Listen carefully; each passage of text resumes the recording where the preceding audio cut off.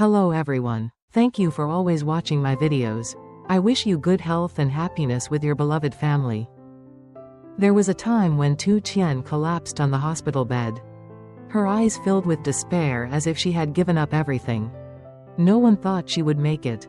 But then, a miracle happened, an emotional turning point that made everyone who witnessed it choke up. Why did Tien fall into such a critical condition? Who was the person who was by her side in the moment of life and death?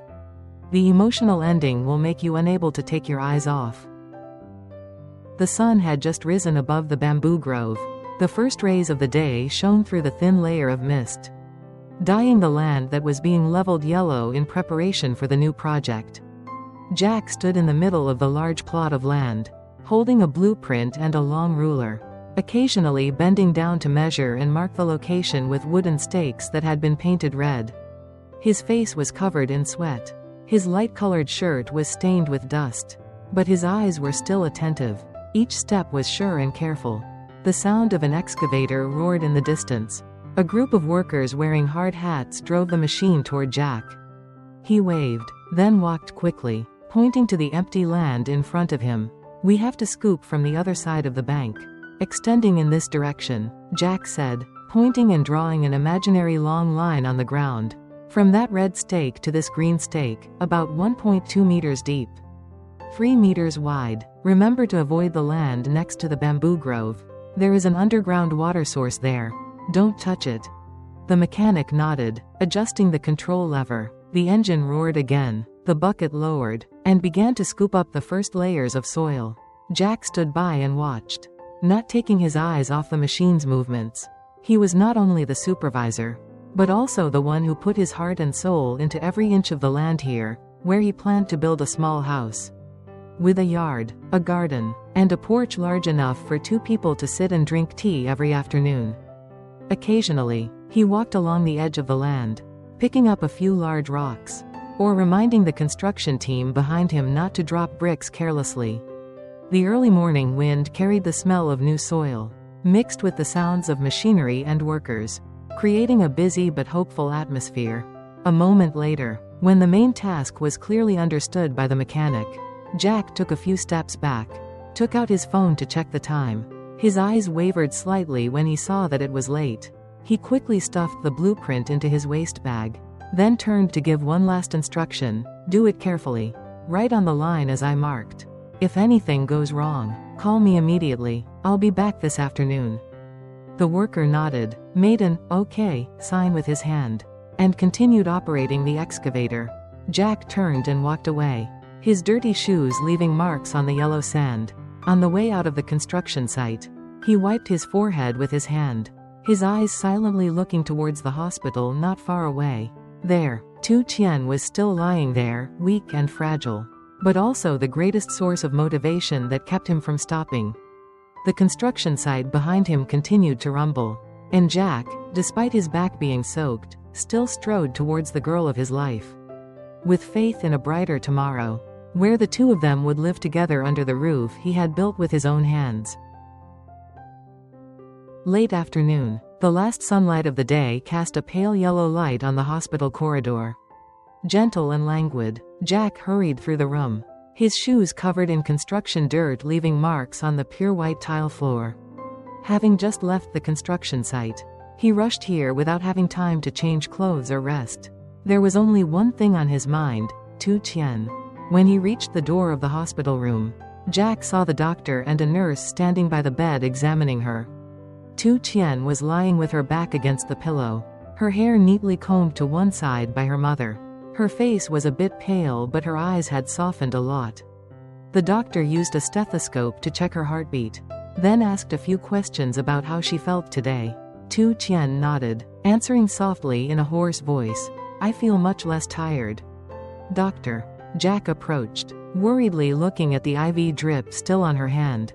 He bowed slightly to greet the doctor and immediately asked, his voice full of tension, "Doctor, how is her condition? Is it serious?" He stood up straight, but his hands were unconsciously clenched, as if trying to hold something in his heart. The middle-aged doctor took off his glasses, turned to Jack, and gave a slight reassuring smile. "Don't worry. Yesterday, the patient had severe abdominal pain due to hormonal disorders combined with stress, plus a history of polycystic ovary syndrome, which caused strong contractions. But today, she has improved a lot. Her heart rate is stable. She no longer has a fever. And she is responding well to the medication. If we continue to monitor her without complications, she can be discharged in about 2 days. Hearing this, Jack breathed a sigh of relief, his tense face visibly softening. He turned to look at Tien, catching her eyes looking at him warmly and reassuringly. In that moment, without another word, their eyes were enough to understand. Both of them had gone through a journey filled with anxiety. "Thank you very much, Doctor," Jack said, his voice low but sincere. "I appreciate everyone taking care of her." The doctor nodded, then left the room with the nurse, leaving the two of them in a quiet space. Jack sat down by the bed, gently holding Tien's small hand, warm and slightly trembling. "I'm so worried," he said softly. "I'm afraid I'll be late." Tien smiled, shaking her head slightly. "I knew you would come. You're always like this." Outside, the sunset dyed the entire hospital yard in a soft orange color. In the room, amidst the silence and dim light, were two people still holding hands tightly. Tien's hand was still attached to an IV, but his complexion was much better. Jack sat beside him, the two of them talking softly, their eyes exchanging love and relief after days of worry and stress. "I miss you so much. The house feels empty without you these past few days." Jack chuckled, his voice both joking and serious. Tien laughed, her voice weak but clear. "Then when I go back, will you still make me cook?" Jack winked. "No, I came back so you could take care of me again. You're a special patient now." The two were laughing lightly when the door opened slightly. Jack's mother walked in, still holding a bag of steaming breakfast. The fragrant smell of hot porridge spread throughout the room, bringing a warm and familiar feeling. "Here's the porridge. I bought it from a regular store. It was just cooked. It's still hot," she said as she placed the bag on the small table, looking at Tien affectionately. "You look a lot rosier this morning. Tien, are you feeling much better?" Tien smiled, nodding slightly. "Yes, I'm much better, ma'am. I feel much better today." Jack took the opportunity to interject, his eyes shining. "Mom, the doctor said that if the situation is stable like this, Tien can be discharged in 1 to 2 days. I'm so happy." After Jack's mother heard, her face also brightened. "That's great," Mom said. "If you're healthy, the whole family can rest assured. Go home and get well. I'll cook you some nutritious chicken porridge." The atmosphere in the room suddenly became lighter. The three of them sat and talked, their laughter resounding amidst the early morning sunlight and the warm aroma of porridge. That seemingly ordinary moment was extremely precious, because after the storm, the simplest things are the greatest happiness. That afternoon, the weather was unusually cool. Jack gently helped Tien get out of bed, put on a thin sweater for her, and then slowly led her out of the hospital room.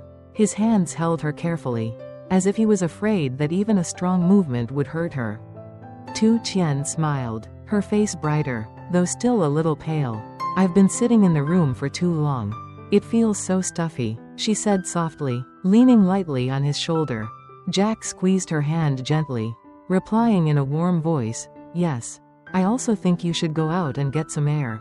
The weather is so nice. It would be a pity not to go." Jack and Tien stopped at a stone bench near a small fish pond. She sat down, looking at the clear water reflecting the blue sky. "You know," she said softly, "there were times when I thought I couldn't make it. But when I saw you by my side, I felt like I had more strength." Jack was silent for a few seconds, then bent down and took her hand. "I will always be by your side, Tien. Every time you are weak, I will be the one to bear the burden for you. Every day you smile, I will feel happy." The next morning, the doctor and nurse entered the room. He gently checked Tien's health one last time, listened to her heartbeat, looked at the infusion site, and asked a few questions. After a while of checking, the doctor nodded, smiled kindly, then turned to Jack and Tien and announced, "Congratulations. Your health condition is stable. You can be discharged today. But remember to rest and monitor yourself for a few more days when you get home." Don't do anything heavy. Hearing that, Jack was overjoyed. He turned to Tien, his eyes sparkling with happiness. Did you hear? You can go home today. Tien smiled, nodded slightly, her eyes shining with emotion. During the days in the hospital, the devoted care of Jack and his mother helped her recover faster than expected. Jack helped Tien sit up, gently gave her the rest of the medicine for the day. After that, he told her to rest for a few minutes and left the room to go through the discharge procedures. He moved quickly through the paperwork counters, his eyes always following the clock and occasionally turning his head to look towards the hallway where Tien's hospital room was. About half an hour later, all the paperwork was done. He returned to the room with a radiant face. It's all done, honey, let's go home now. He carefully put his coat on Tien, then helped her to the car. On the way home, he kept asking her every little thing, as if every breath of hers was important. When the car stopped in front of Jack's house, Tien looked up at the familiar house that she used to be afraid of. But this time, that feeling was no longer there. Beside her was a man who was ready to protect and love her with all his sincerity.